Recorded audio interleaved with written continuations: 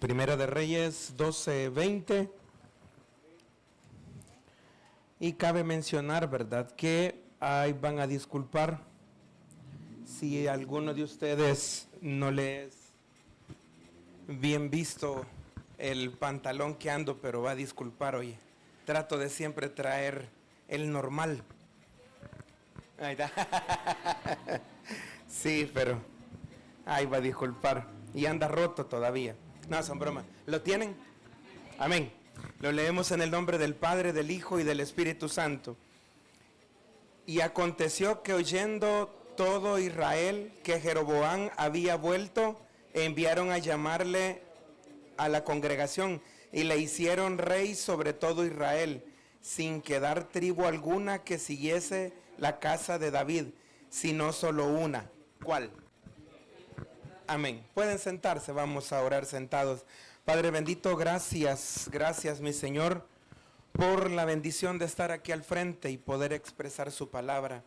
Gracias mi Señor también porque un sábado ha finalizado para todos los que estamos aquí presentes, para todos los que están también, digámoslo así, como representantes de una familia, en lo cual hay inquietudes, han habido detalles, algunos problemas y otros ni hablar porque ha sido más fuerte. Pero Padre bendito, a eso venimos mi Señor, a poder rogarle, a poder suplicarle, porque como sus hijos que tratamos de ser, no le podemos exigir, Padre bendito. Veremos en las Escrituras cómo alguien decidió querer exigir y exigió a las personas equivocadas, de cómo también otro en el camino pues tenía la oportunidad de quedar como tal, quién sabe por cuántos años como rey, pero aún así la oportunidad no se dio. Padre bendito, quizás habrán castigos que en los israelitas lo vieron aquellos bisabuelos, los abuelos, los padres, ahora lo están viviendo los hijos y como que quizás eso aún no se ha terminado para ellos. Padre bendito, para nosotros esperamos que si hay una reprimenda, un castigo de parte suya, le suplicamos este sea corto y poco, Padre bendito. En este momento podamos ponernos a cuentas y pedirle perdón por nuestras faltas y así, mi Señor bendito, poder continuar en su verdadero camino. Ayúdenos a seguir solo su palabra.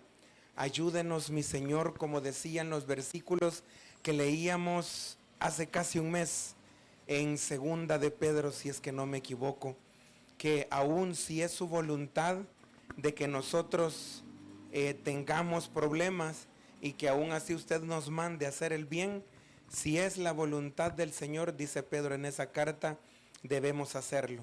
Y lo menciono porque hay muchas cosas en la Biblia que sí nos cuesta poder tomar. Pero Padre bendito, gracias mi Señor, en el nombre de Jesús nuevamente, amén y amén.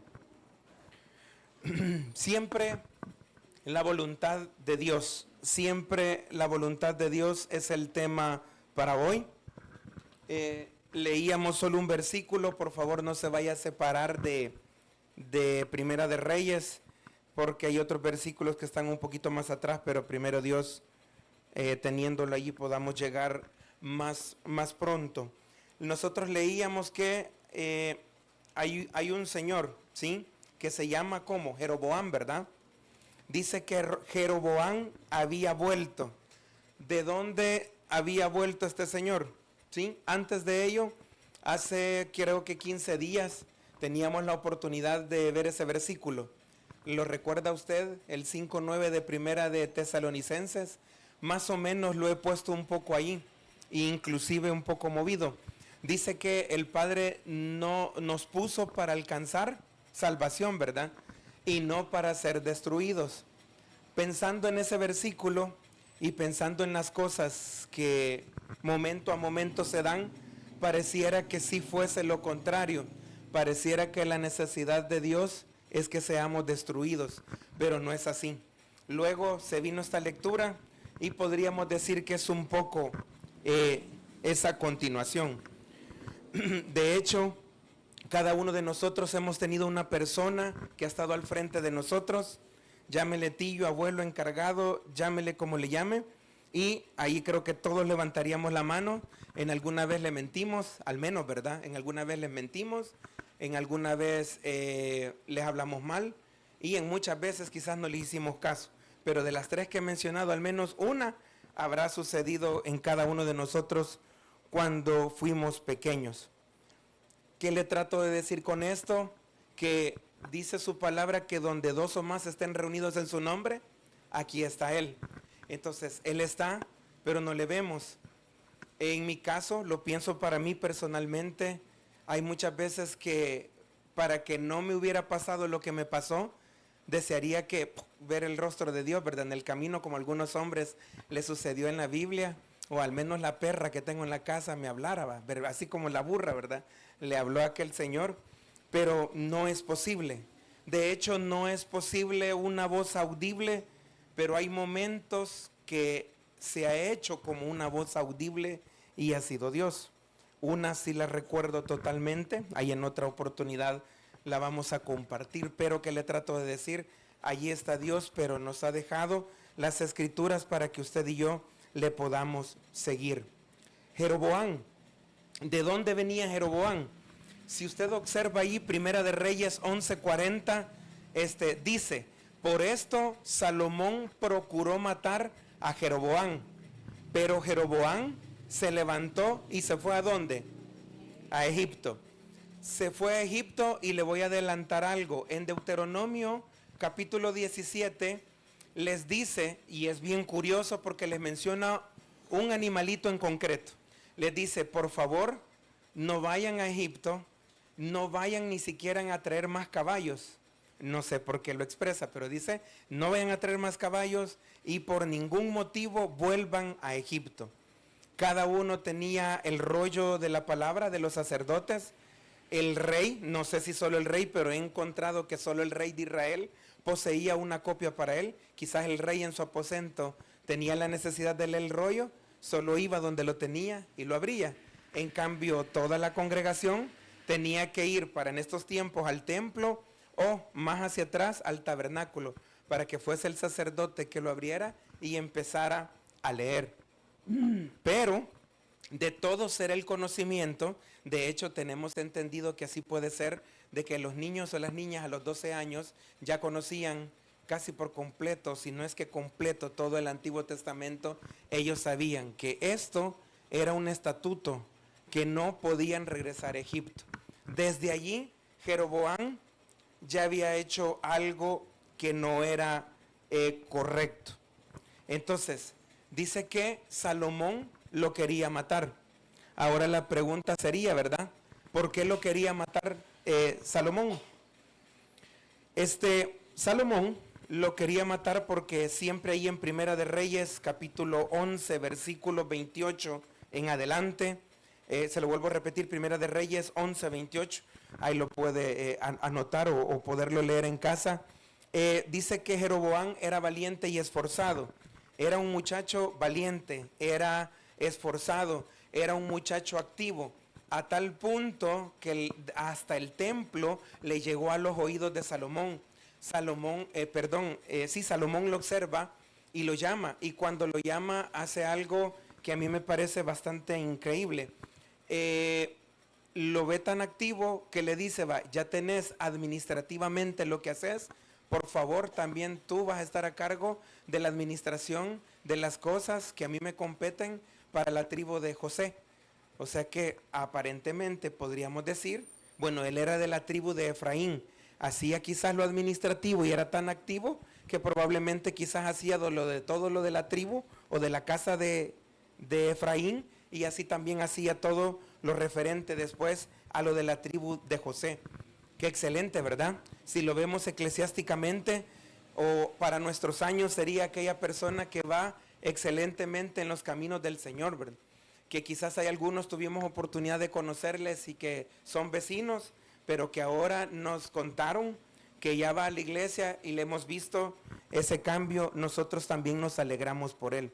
Podríamos decir en este momento o para nuestros tiempos, un excelente servidor. Pero no termina ahí. En el camino se lo encuentra un profeta. Este profeta se llama Ahías.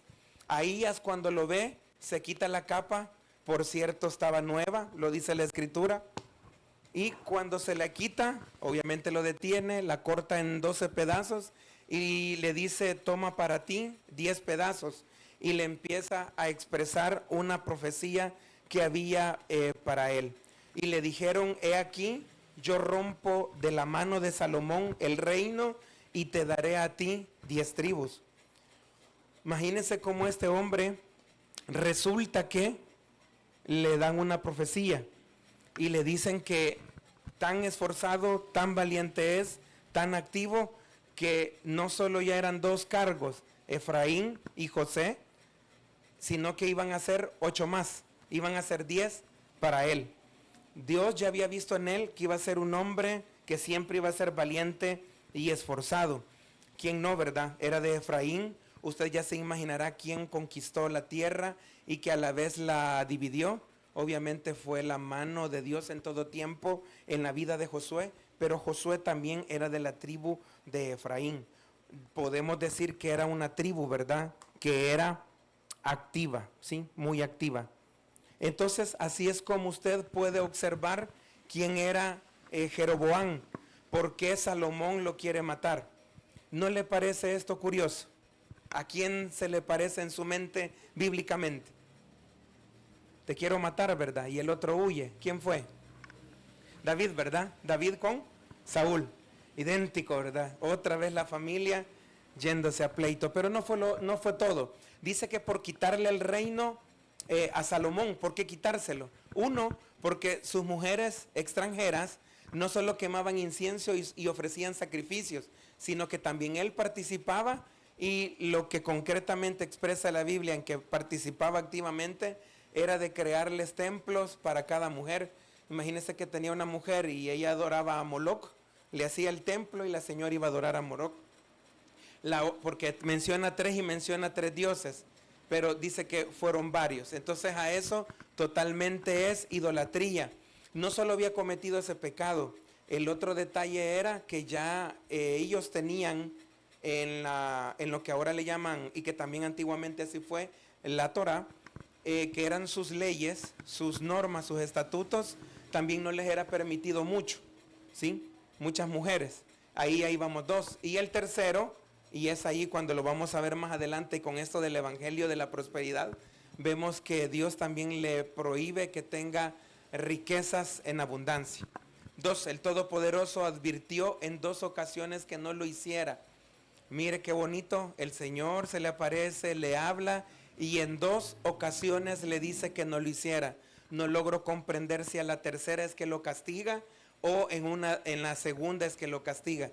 Pero pongamos que en la tercera lo castiga, le dio muchas oportunidades. Hay un hombre de Dios que ya lo vamos a leer, que era el que compartía en la oración, que el pobrecito no vio la luz del siguiente día. Un león lo mató. El tercero, Salomón no guardó ni pactos ni estatutos. Yo solo le mencioné un estatuto, el que era no tener muchas mujeres, o 2, el de la riqueza en abundancia. Pero aquí dice que también no guardó el pacto y los estatutos, ¿sí? Eso es lo que podemos decir de Jeroboam. Si vamos leyendo más abajo, que era mi necesidad en cuanto a este sermón, dice el 21, y cuando Roboam, el Primera de Reyes 12:21, le he dado todo esto despacito, porque aquí viene el otro nombre, que si usted solo le quita, creo que la J y la O se parecen. Entonces, aquí viene otro señor, este se llama Roboam, este es hijo de Salomón, este es de la tribu de Judá. Dice que él vino a Jerusalén, reunió a toda la casa de Judá y a la tribu de Benjamín. 180,000 hombres guerreros escogidos con el fin de hacer guerra a la casa de Israel y hacer volver el reino a Roboam, hijo de Salomón. ¿Puede imaginarse ahorita usted el panorama? Viene un profeta, verdadero profeta, era profeta, le dice que le va a dar 10 tribus, huye porque cuando Salomón, nuestro padre, se lo dice, a él no le parece bien, y Salomón quiere hacer lo que le habían hecho a su padre, tenía eso en mente, No sabemos por qué lo quería volver a hacer, pero por decirlo así, va a volverlo a hacer. Entonces es ahí donde se da cuenta y el otro señor huye. Leíamos el primer versículo, que era el 20, que dice que ella regresa. No sabemos si con la fuerza de decir, a mías son 10 tribus, ¿verdad? Pongámoslo que sí, probablemente. Ese varón esforzado, ese varón valiente, ¿va? Para poder llegar y decir, mías son 10 tribus. Hermanos, si alguno de nosotros, y entre esa fila soy el primero, cuando dice refil de café gratis, el primero que no se quiere levantar y le da pena y quiero mandar a Carito soy yo. Mira, anda, trae la taza de café, va. Y este hombre no, lo querían matar y aún así se regresó. El otro, por ser hijo de Salomón y que había una promesa que no se iba a separar el reino de los hijos de los hijos de los hijos de Salomón, entonces queriendo también el reino, queriendo tener toda la autoridad para formar a estos 180,000 hombres y a como sea, traer a las otras personas que son su familia, su pueblo, son las otras tribus y traerlas al territorio de Jerusalén. Podemos leer más adelante en el 23 que dice el 23, habla a Roboán, hijo de Salomón, rey de Judá, y a toda la casa de Judá y de Benjamín y a los demás del pueblo, diciendo, así ha dicho Jehová. ¿Qué les dijo? No vayáis, ¿verdad? Ni peleéis contra vuestros hermanos, los hijos de Israel.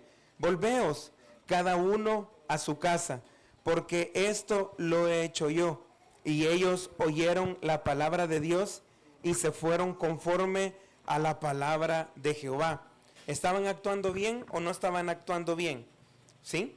Estaban actuando bien, estaban actuando bastante cristianos, por así decirlo, hasta el momento. 25 dice, entonces reedificó Jeroboam. Este es el señor que le dieron las 10 tribus y se los llevó hacia arriba. ¿A cómo se le llama hacia arriba? Hacia el norte.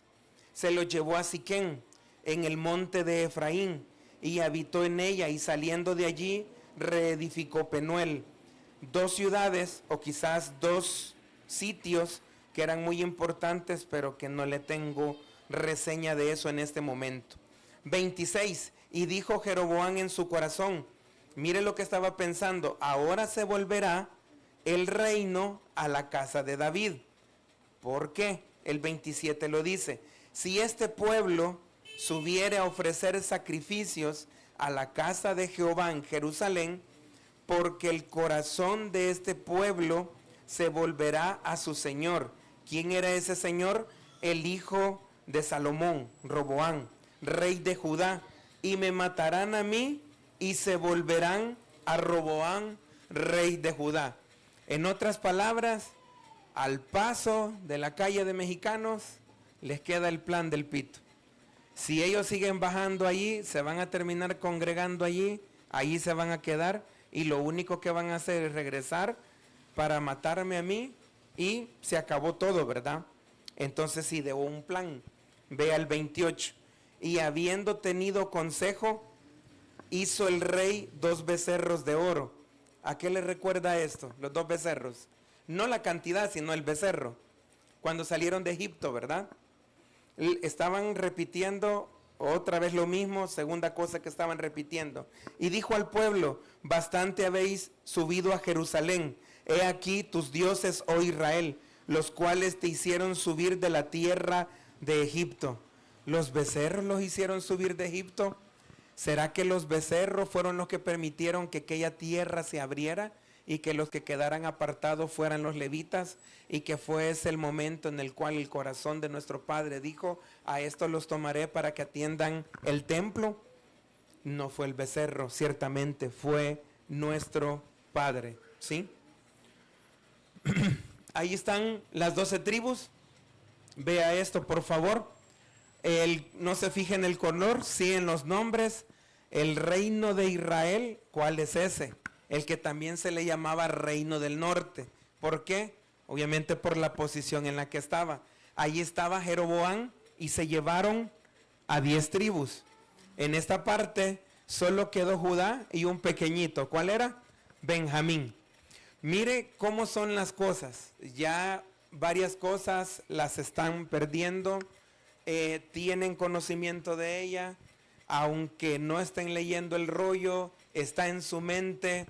Si dice que se quedó Judá y Benjamín, ¿para dónde cree que agarraron los de la tribu de los levitas? Al norte, ¿verdad? Y ellos sabían que el único lugar donde podían ejercer el sacerdocio era en Jerusalén. Y en el reino de Judá estaba el templo, el lugar de adoración, en la parte que se le llamó sur.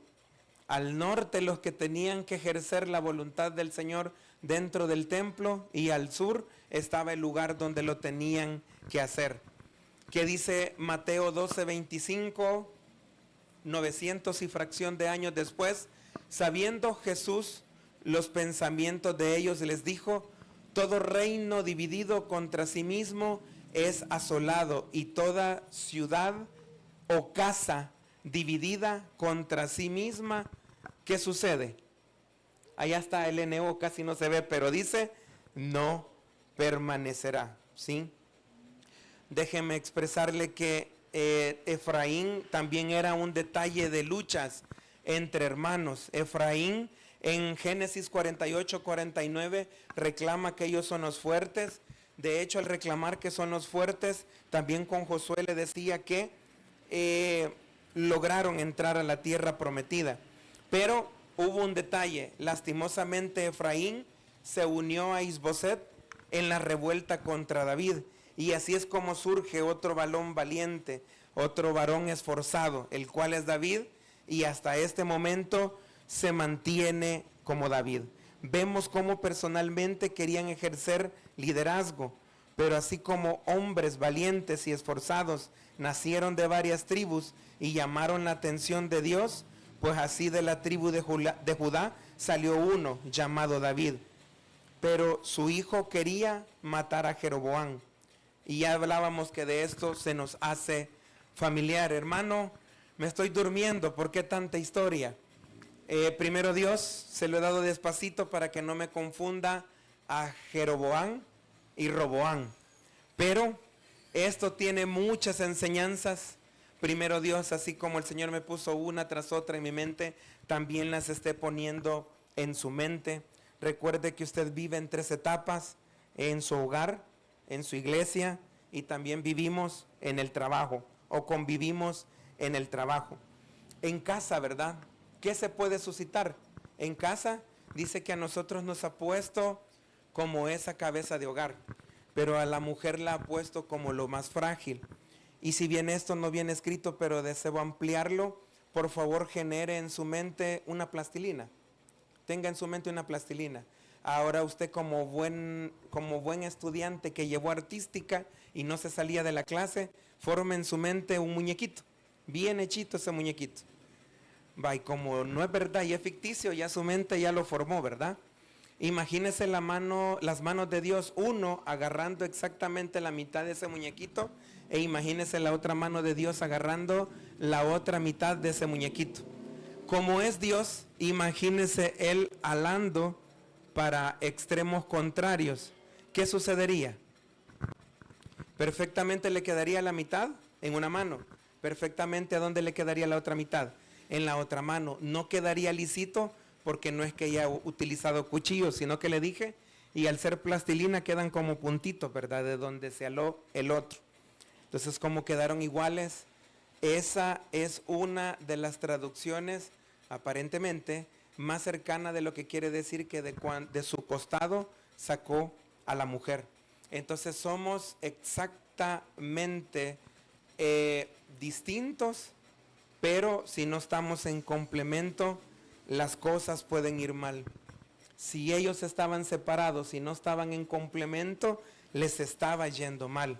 Un ejemplo: es que yo me congrego, y ahorita es donde podemos apagar el internet, porque sí tengo que mencionar el nombre porque a mí me sucedió. Me congrego en Asambleas de Dios, ¿verdad? Y vos en el Taber, ¿cómo hacemos? Si nos tenemos que casar, si tenemos que vivir juntos. Uno, por un lado: padre, tráemela aquí a la iglesia. Y por el otro lado, la señora: padre, tráemelo aquí. Entonces, y los dos con la misma fe. ¿Por qué? porque, ¿verdad? Estamos seguros de que el Señor nos va a contestar. Mire lo que puede causar una división en el hogar. Ciertamente ya le adelanté que es una de las cosas que me sucedió, ¿verdad? Pero fue inclusive cuando empezábamos a ser amigos. Bendito sea Él que me puso en mi cabeza, regresar, y regresé al Taber. Ella estaba en un Taber y nos congregábamos allí. Después fuimos buenos amigos y ahí está la historia. Sí, la historia que saca lágrimas de mi vida. Pero los reyes de casa, papá y mamá, imagínense esa situación de congregación, divididos. Y he conocido de familias fuera de acá de la iglesia, donde uno está en una iglesia evangélica y la otra contraparte está en una secta. Mucho más difícil todavía. Imagínense a los reyes de esa casa, mamá y papá, ¿verdad? En esa división, y los niños tan inocentes. Mira dónde anda tu mamá. Ah, en su iglesia, SU, en su iglesia. Y tu papá, en su iglesia. Y los hermanitos se vuelven a ver y dicen, los dos adoran a Dios, a ver por qué están separados. Mejor los pequeñitos, con la mejor decisión en cabeza, pero como son los pequeñitos, no pueden sentar a papá y a mamá para poderlos a que opinen, ¿sí? De hecho, como humanos decimos, es que esa es mi primera iglesia, ¿verdad? Esa es de la religión de la cual fundamentó el Señor y no me quiero salir, o en ella nací. Ciertamente la palabra que tendríamos que ocupar es religión, porque la iglesia es usted, ese cuerpo de Cristo. Eso es en casa. ¿Qué podemos decir en la iglesia? ¿Sí? Se me viene algo a la mente, ya lo tengo como algo que supuestamente va a ayudar al ministerio, y junto al ministerio, y les digo, hermanos del ministerio Payasitos, y no me estoy burlando, yo trabajé cercano al ministerio Payasitos, donde yo me congregaba, estaba el ministerio Payasitos, estaba Boanerges, estaba donde yo estaba, que era Peniel, y se me olvida el otro. Entonces, ahora el Señor me ha puesto en la mente que cada vez que hay un evento, usted va a traer un traje nuevo. Huela.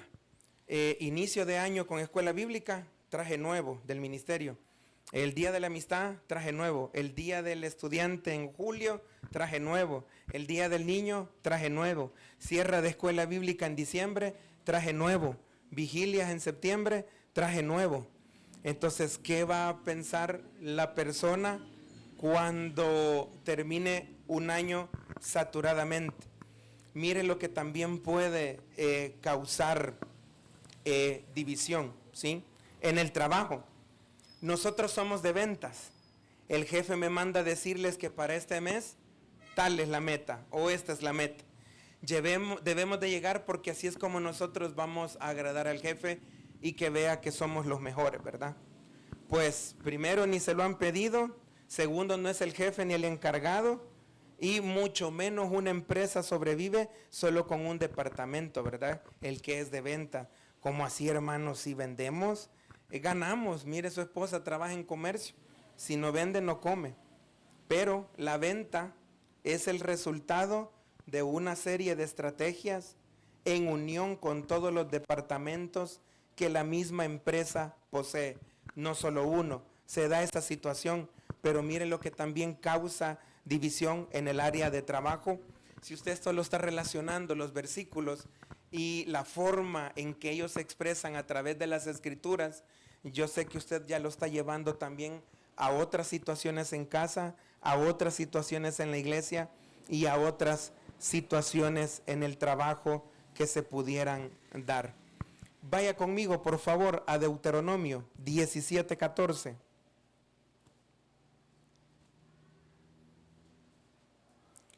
Deuteronomio 17:14.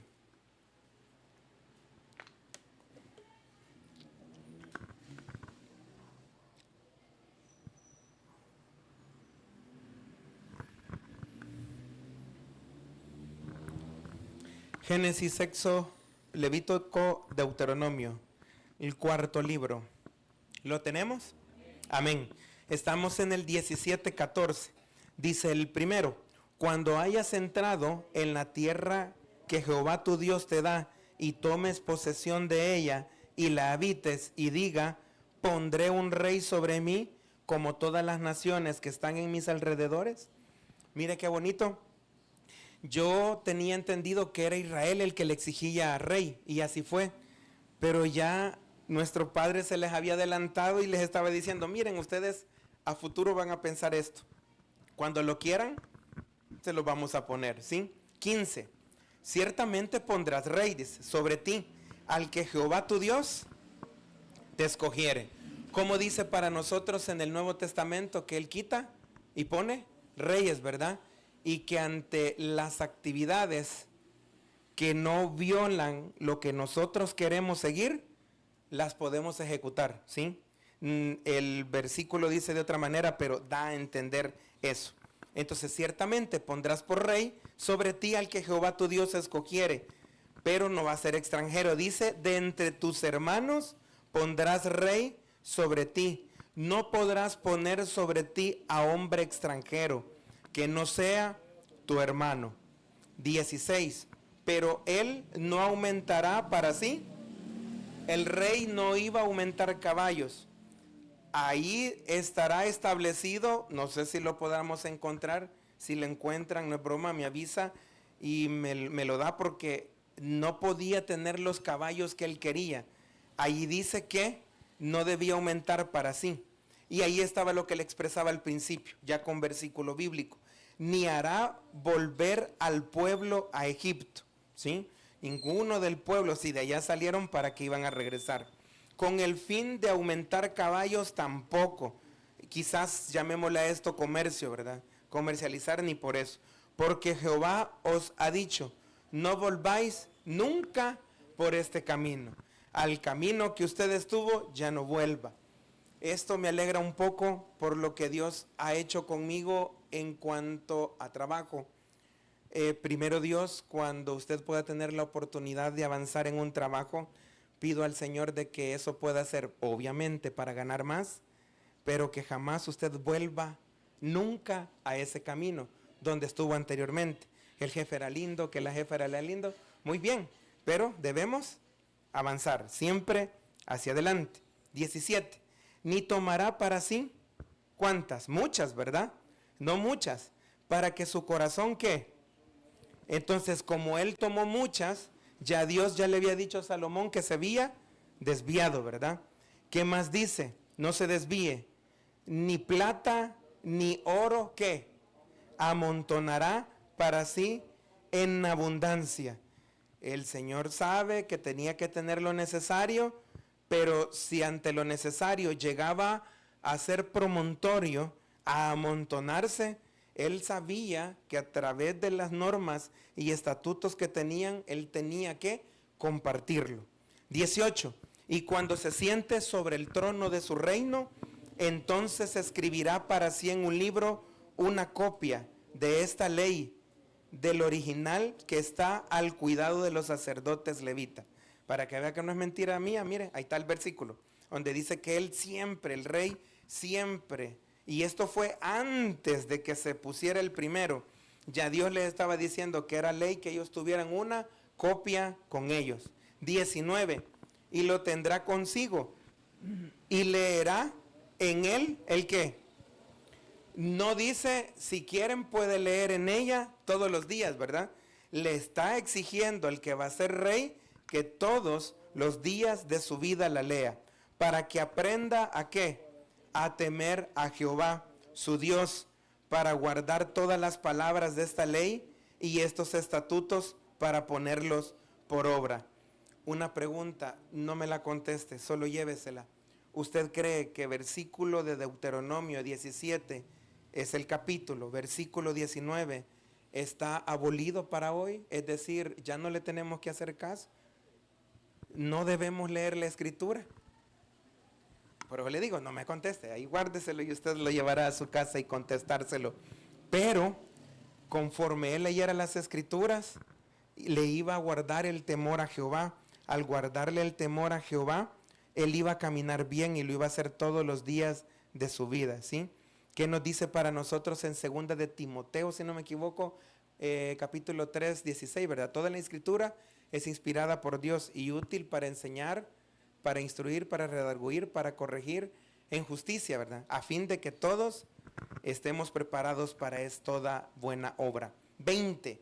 Para que no se eleve su corazón, altivez, una de las 6 cosas que a nuestro Padre no le gustan y que 7 le son abominación, ¿verdad? Para que no se eleve su corazón sobre sus hermanos, ni se aparte del mandamiento a diestra ni a siniestra, a fin de que prolongue sus días en su reino, él y sus hijos en medio de Israel. Si este fue el primer rey y hubiera cumplido lo que Dios decía, se le hubiera pasado a sus hijos y a sus hijos. Y estos hijos hubiesen tenido muchos años de qué hablar en el reino. ¿Por qué? Porque hicieron lo que Dios pedía. Imagínese este dato. Para un reino fueron entre 19, 20 reyes, no me acuerdo. Casi la misma cantidad para el otro. Anda alrededor, si se hace la sumatoria, de 200 años. Divida 200 entre 20, nos da como a 2, ¿verdad? 20 por 2, 200, ¿sí? Era un aproximado más o menos de 20 años por rey. Muy poquito, ¿verdad? Muy poquito para cada uno de ellos.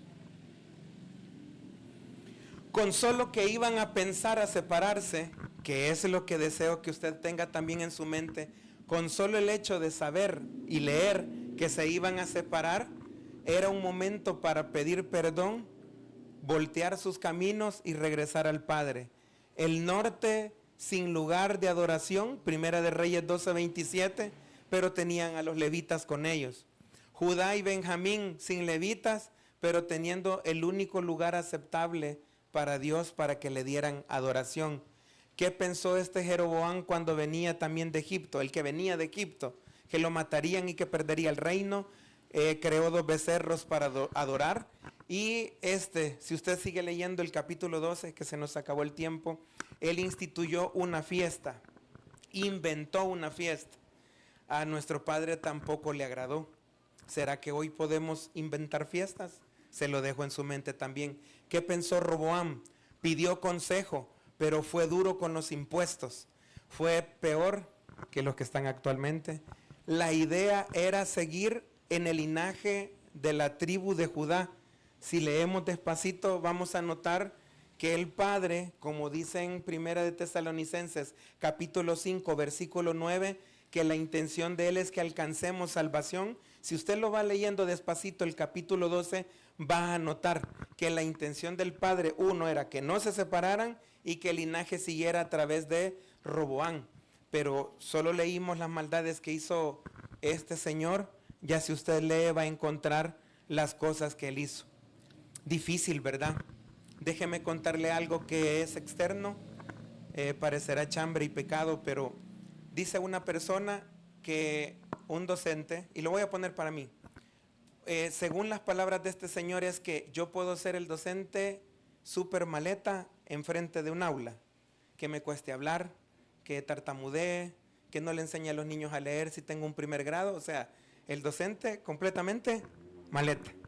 Pero aún siendo el docente más maleta, dice que el niño, si lo ponemos en números, tendría que pasar con 7.0. Ahí fue donde me desperté y le puse play bien al detalle y expresa lo siguiente, que ciertamente un buen porcentaje de muchas cosas son los padres los que tienen que ver con los hijos, porque les enseñan todo, ¿verdad? En ese todo, él volvió a tomar los ejemplos de su padre, varias y esposas. No la cantidad de su padre, pero solo el hecho de tener varias y ocupar esa palabra en la escritura, él ya estaba pecando para Dios porque no estaba en los estatutos. Copia fidedigna del original en posición del sacerdote. ¿Sí? El norte de Israel, las 10 tribus, idolatría en su máxima expresión, porque hasta pusieron templos y altares en lugares altos.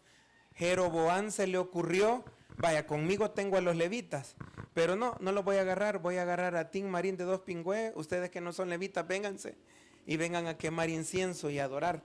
Peor todavía, aún después hubo castigo para todo Israel, y eso está unido a la oración que le expresaba, ¿sí? Recuerda una parte de ella ahorita, le decía que había castigos para Israel que duraron muchos años, que ellos murieron y ese castigo ahí quedó. En Ezequiel, continuando con esto, le dice: dormirás de este lado tantos años, dormirás de este lado tantos años, de este lado llevarás el pecado de uno, de este lado llevarás el pecado de los otros. Más adelantito, porque es lo que estoy leyendo continuo, voy por el capítulo 2, versículo 5, dice que por ahí más o menos dice que a unos, si este Ezequiel durmió 369, si no me equivoco, días de un lado, fue años de castigo para esas tribus. O sea que fueron 369 años de castigo. Póngale que vivieran 100 años, el abuelo, el hijo y el nieto. Todavía el nieto completamente abrazó el castigo. Solo los bisnietos del primero, cuando empezó el castigo, eran los que empezaban a ver esa bendición. ¿Y cuál fue esa bendición? Que después de 400 y fracción de años, regresar a aquella ciudad en la cual decidieron haberse partido. No sabría decirle para este momento si esos castigos pudiesen durar tanto así para hoy, pero qué feo es poder estar castigados.